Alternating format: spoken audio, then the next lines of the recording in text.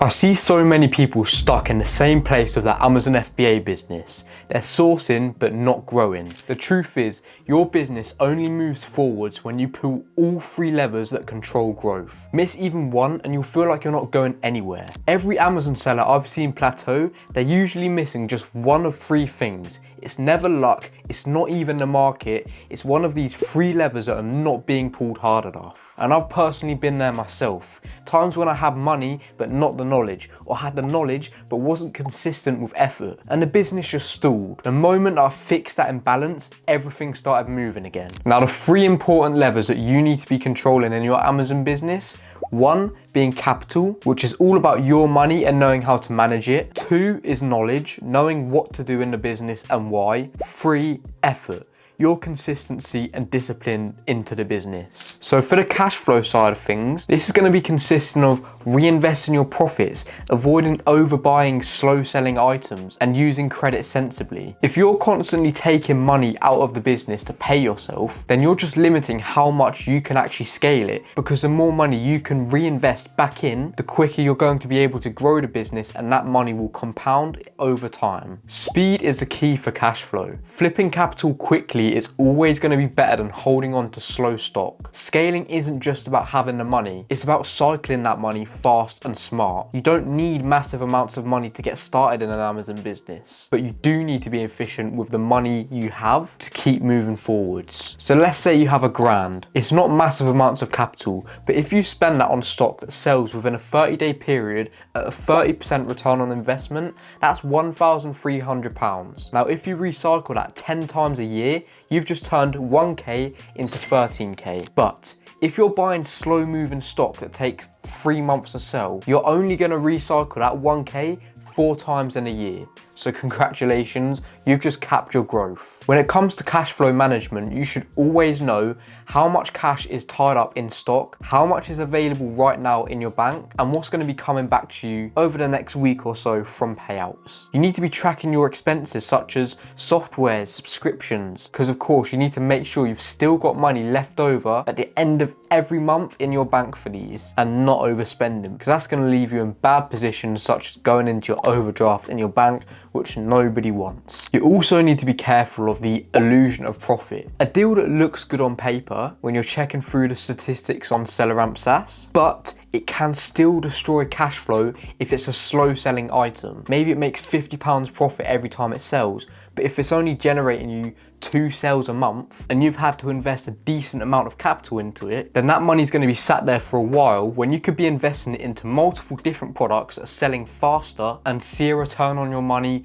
way quicker. This is especially important in the beginning when you don't have as much capital to move in your business. Next, we need to be considering credit and leverage. Now, credit can be a weapon when used correctly, but a trap when used wrong. You can benefit from additional time to pay off the credit points or cash back. For example, last month I spent 60k on stock, which meant that I got £600 back simply from investing on my credit card, which has a 1% cash back. Now, of course, you should only be borrowing what you know you can pay back through stock that's already proven to move. You don't want to be taking risks when it comes to this. Of course, none of this is financial advice. Remember that, you ain't gonna sue me. Now, coming on to the next level, we've got knowledge. Direction will always be what turns money into results. Without direction, you can be working hard, but completely off track. Think about it. If you don't know how to read the graphs and analyze deals properly, you could be working hard, sourcing all day, and still buying into crappy deals. So we should be looking to focus our growth of knowledge into the following categories. Number 1 being product knowledge. So that comes down to reading SaaS and Keeper, understanding data such as competition, variations, sales rank, etc. Being able to properly analyze the deals and graphs and not make any mistakes. The next category is financial knowledge, understanding the cash flow and your cash conversion cycle. If you don't know what that is, it's basically the time it takes from you to invest your money into a supplier and their products, from that supplier to then ship the products to you, you package it up, have that sent into Amazon, and then for your product to actually arrive at Amazon, become available, and then you sell that item. And from there, you've obviously got to wait for that money to come back into your bank. That is your cash conversion cycle. Next, we've got system knowledge, knowing your criteria, having systems to efficiently deal with things such as reimbursement claims so you aren't leaking money from your business. The stronger the systems, the stronger the business. Finally, we've got market knowledge. Being aware of trends. For example, it may be summer, so paddling pools are starting to pop off on Amazon. It may be things such as shipping delays due to Q4, on the lead up to Christmas, because everybody's trying to get their stock into Amazon. There can become big backlogs in Amazon's warehouses. And if you don't prepare properly for this, you can end up losing out on sales missed by not having your inventory available in time. You see, experienced sellers can glance at a deal and feel if it's good or not. This isn't down to luck, it's pattern recognition. And the only way you can build this is simply through repetition. The more data you analyze, the sharper your intuition becomes on products. Even if you were to read through my blueprint and watch all of my tutorial videos, that's great, but the real growth is going to come from testing, failing and refining. 1 week of sourcing, buying and analyzing your results will teach you the most. However, if you are taking action on the wrong things, you'll just simply be wasting your time, which is why having the right guidance is so important. Knowledge will always compound like interest. The more you learn and apply, the easier the game becomes. But remember,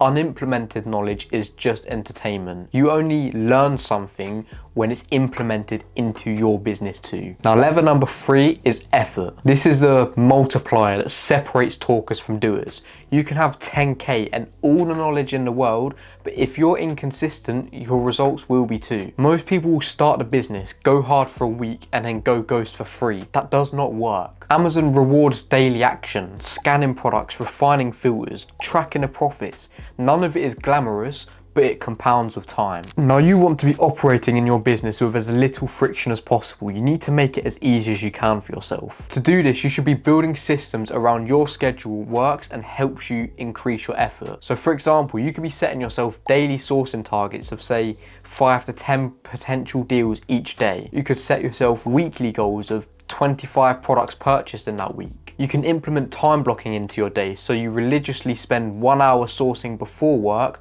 and 2 hours after work, let's say. By having a strict routine, it makes it easier to follow and stick to. And arguably one of the greatest systems of all is accountability. If you have people around you that are on the same journey as you, they can be pushing you to reach your potential and you can do the same for them. This helps you to keep each other on track and in the right direction. Truth is, everyone is motivated when things are exciting, but the real winners keep showing up even when it's dull, when the sales slow down or there's a lack of good deals that you're finding. That is where 99% of sellers fall off. Realistically, you can't control how many sales happen that day, but you can control how many deals that you analyze, how many products you package and send off. Focus on the inputs, because consistent inputs guarantee outputs, aka results, which is what we all want. If you treat Amazon like a hobby, it will pay you like one. But if you treat it like an actual business, show up every day for a long enough time frame, even when it's inconvenient and hard, it will change your life. So,